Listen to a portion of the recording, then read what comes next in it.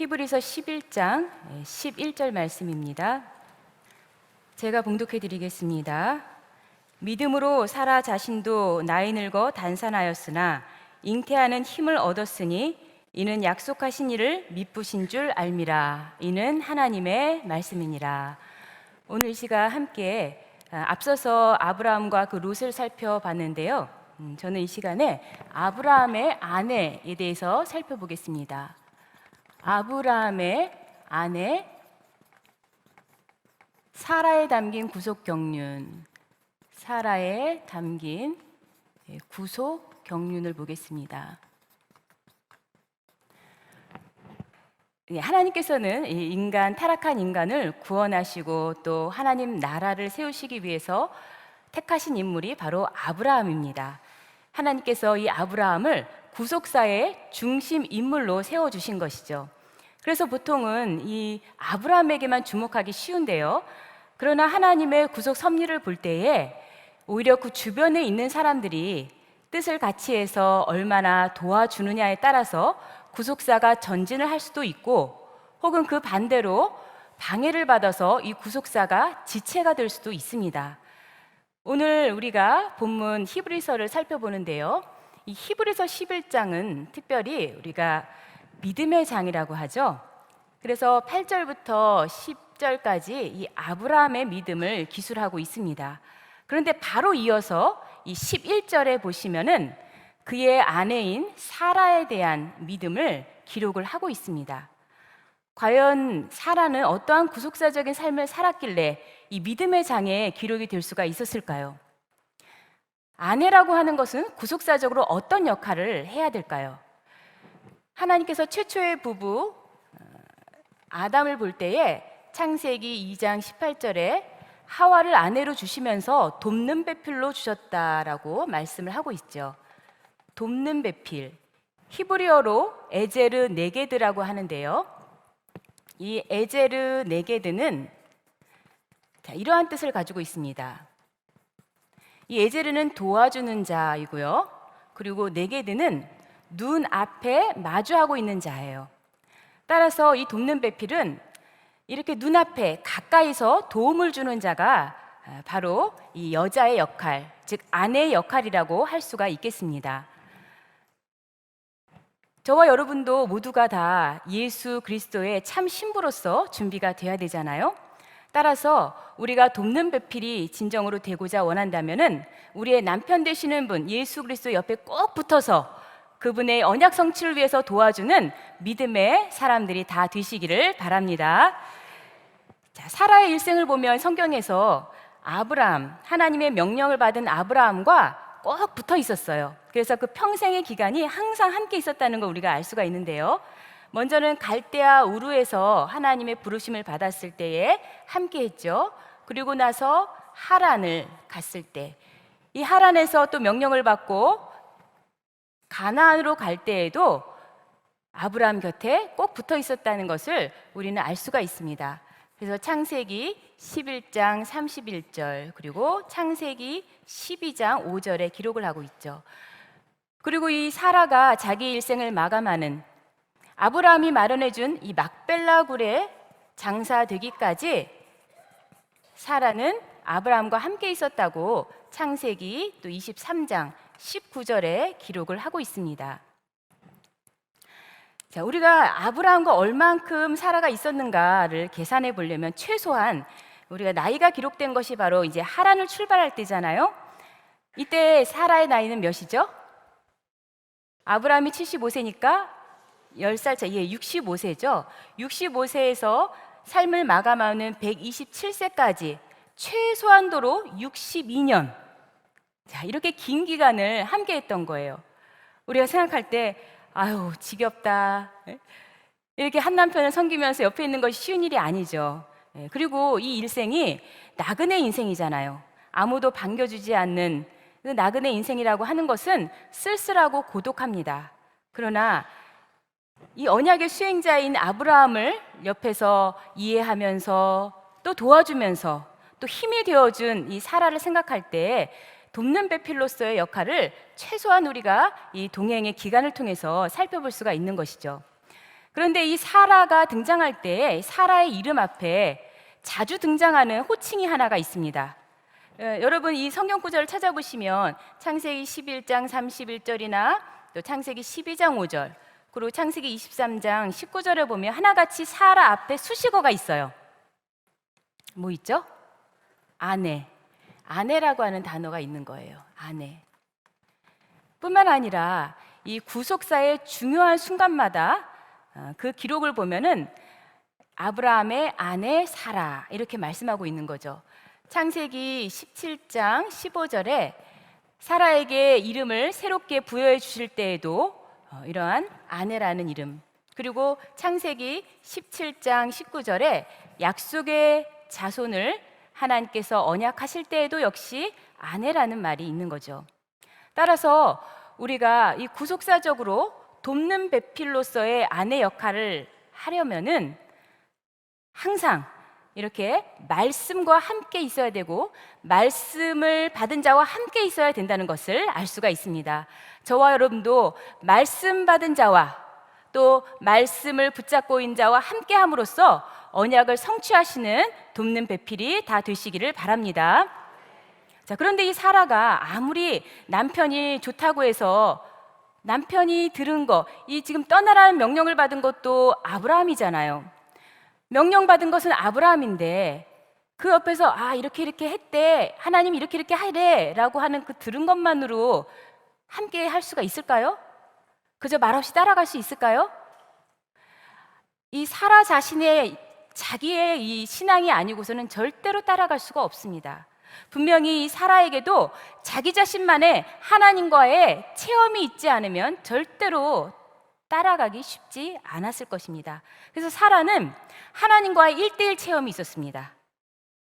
아브라함이 말해서가 아니라 본인에게도 하나님과의 1:1 체험이 있었는데, 자, 그것이 뭐냐면 우리가 세 가지로 잠시 살펴보도록 하겠습니다. 사라는 하나님이 어떤 하나님이냐, 보호하시는 하나님인가를 체험했습니다. 보호하시는 하나님. 이 보호하시는 하나님을 체험한 것이 바로 사라입니다. 아브라함이 기근 때문에 애굽에 내려간 적이 있죠. 그때에 이 사라 자기 아내가 너무나 이뻐서 그 미모 때문에 걱정을 해서 누이라고 이제 속였잖아요. 이 사라의 아름다움을 보고 바로의 왕이 자기 아내로 취하려고 했습니다. 자, 너무나 절대절명의 위기 순간이 온 거죠. 그런데 하나님께서는 이 바로와 그 집에 재앙을 내려서 하나님이 그 모든 위기를 막으셨습니다. 그런데 그 기록을 보시면은 창세기 12장 17절 말씀해 보시면 바로와 그 집에 재앙을 내린 연고가, 그 이유가 아브라함 때문이라고 써 있나요? 아니요. 사라의 연고로, 그 안에 사라의 연고로 바로의 집에 재앙을 내렸다, 이렇게 말씀하고 있는 거죠. 그러니까 사라 자신은 내가 이렇게 살았구나, 내가 큰일을 모면했구나, 이것을 체험을 한 거예요. 약속의 씨를 낳아야 되는 모임이기 때문에, 그리고 언약을 성취해야 되는 그 언약을 받은 몸이기 때문에 하나님께서는 귀하게 여기신 것입니다. 그리고 이어서 두 번째로 또 이 아브라함이 남방으로 이사를 가면서 그랄에 우거를 하게 되는데요. 이때도 이 그랄 왕 아비멜렉이 사라에게 반해서 사라를 또 취하려고 했습니다. 자, 그때도 역시 하나님께서 막아주셨죠. 하나님이 이 아비멜렉의 꿈에 나타나셔서 너 그 아내를, 그 사람의 아내를 돌려보내라. 그렇지 않으면 너와 내 집이 다 죽을 거야. 이렇게 하나님이 크게 호통을 치신 거예요. 자, 이때도 역시 창세기 20장 18절 말씀을 보시면은 아비멜렉 집에 재앙을 내린 것이 누구 때문이라고 말씀하고 있나요? 사라. 그 안에 사라의 연고로 하나님께서 이러한 일을 행하셨다는 거예요. 이렇게 하나님께서는 사라가 몸이 더럽혀지지 않도록 보호해 주셨습니다. 이 사라를 통해서 앞으로 누가 오셔야 됩니까? 그렇죠. 여자의 후손인 예수 그리스도가 오셔야 되기 때문에 하나님께서는 그 길을 안전하고 깨끗하게 보존을 해주신 것입니다. 이처럼 하나님께서는 언약을 받은 몸이 악의 세력으로부터 이렇게 손상을 입지 않도록 하나님이 지켜주시되 조금도 상하지 않게 철저하게 지켜주신다는 것을 믿으시기 바랍니다. 자, 그리고 이 사라가 이제 체험한 것이 뭐냐면은 두 번째로 찾아와 주시는 하나님. 찾아와 주시는 하나님을 체험을 합니다.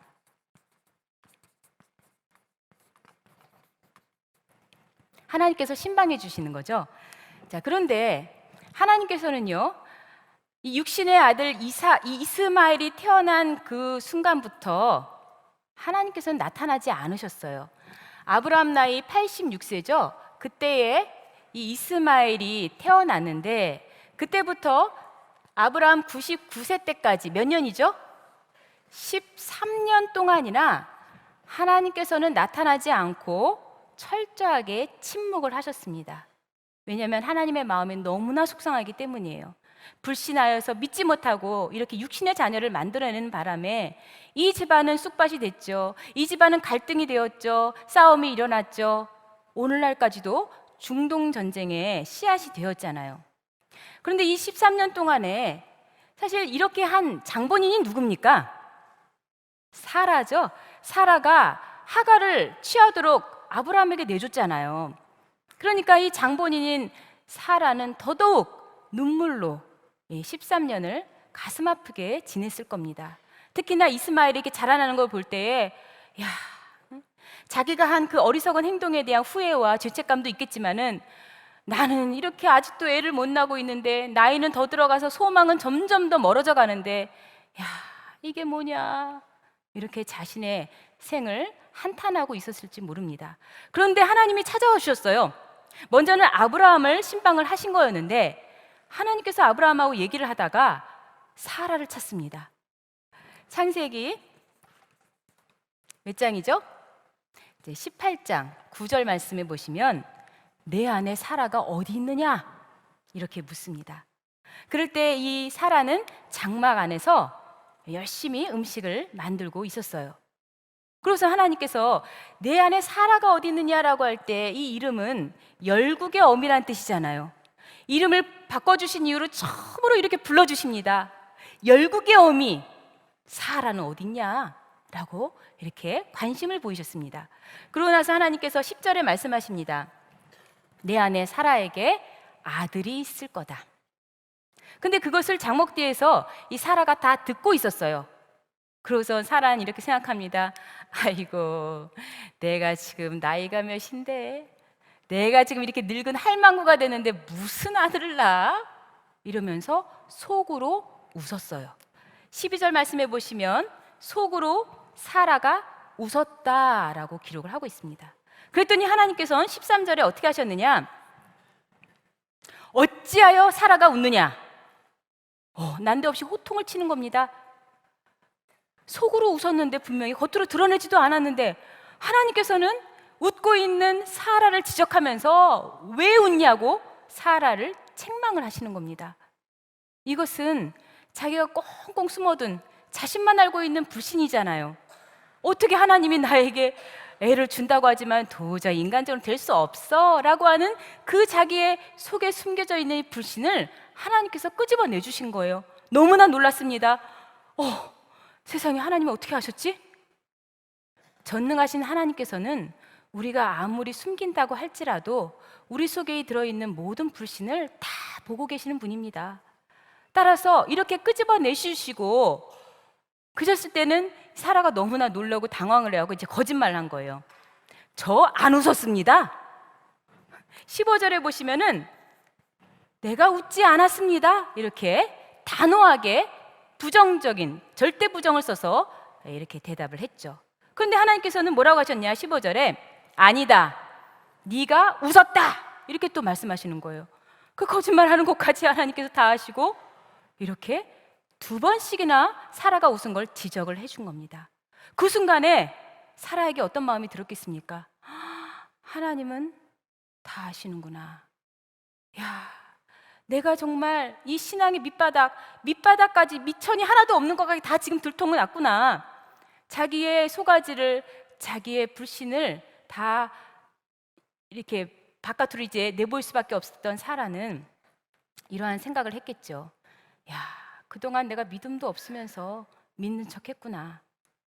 내가 믿음도 없으면서 여주인 행세를 하고 내가 믿지도 못하면서 이렇게 믿는 것처럼 자존심만 이렇게 내세웠구나 라는 생각을 하는 순간에 회개가 일어났을 것입니다. 내가 지난 13년 동안에 시간만 낭비한 거구나. 13년의 세월 동안에 내가 이토록 믿지 못하는 존재라는 것을 이제야 내가 하나님이 드러내 주심으로써 알겠구나 라고 한 순간에 하나님께서는 믿게 해주시는 은혜를 주셨습니다. 그게 뭐냐면은 14절에 기록을 하고 있는데요. 여호와께는 능치 못할 일이 있겠느냐, 여호와께 능치 못할 일이 있겠느냐 하는 순간에 사라는 그래, 이게 내가 하는 게 아니지, 내가 하는 게 아닙니다. 하나님께서 하시는 겁니다. 그리고서는 하나님은 기한이 이를 때에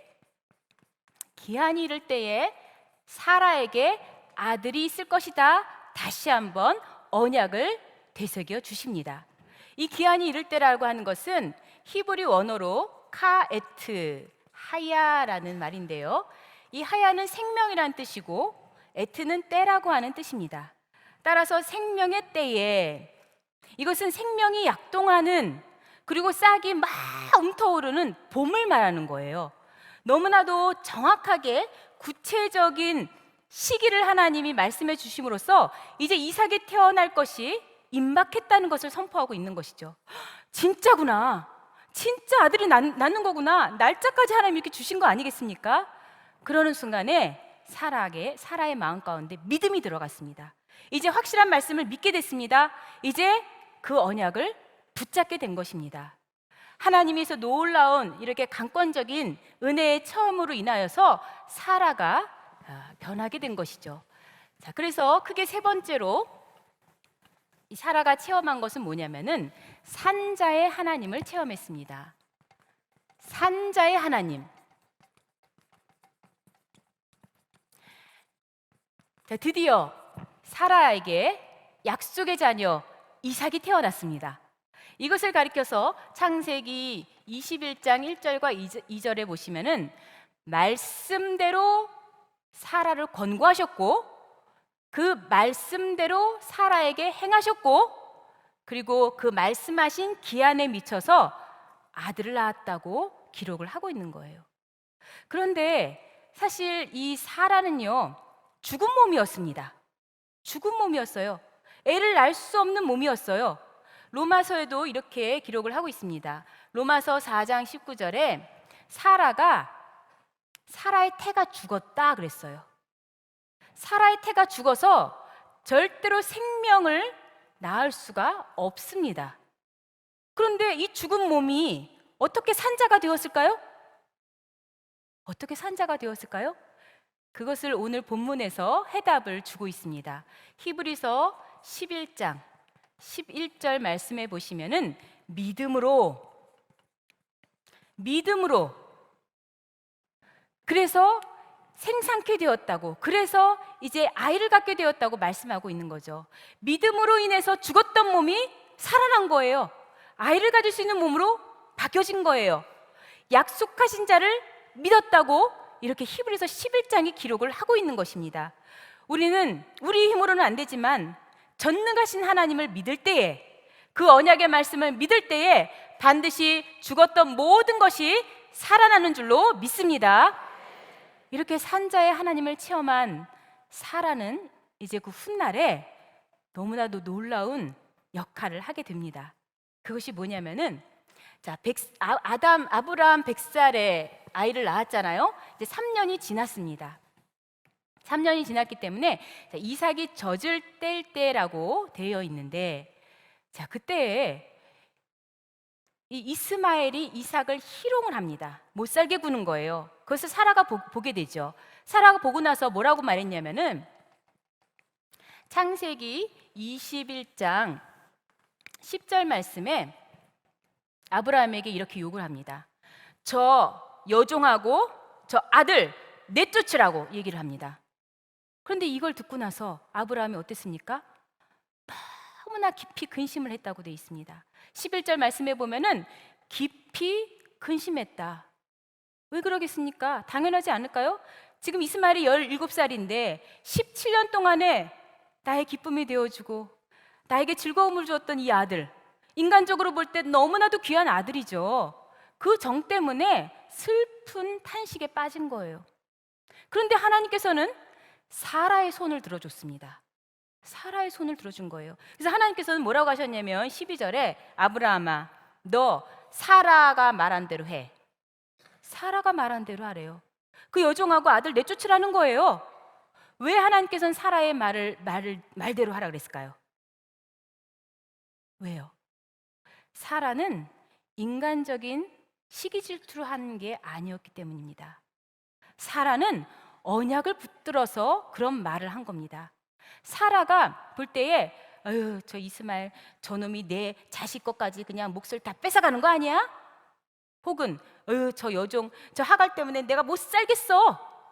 이런 인간적인 생각 때문에 그런 말을 한 것이 아닙니다. 사라는 언약을 붙들어온 것입니다. 하나님께서 분명히 하나님의 유업을 이을 자는 오직 한 사람, 약속의 자녀 이삭밖에 없다고 하나님께서 말씀을 하셨던 거예요. 그런데 지금 이 순간에 아브라함이 그것을 잊어버리고 있어요. 아브라함이 언약을 다 잊어버리고 완전히 흔들흔들 인간의 정 때문에 흔들거리고 있습니다.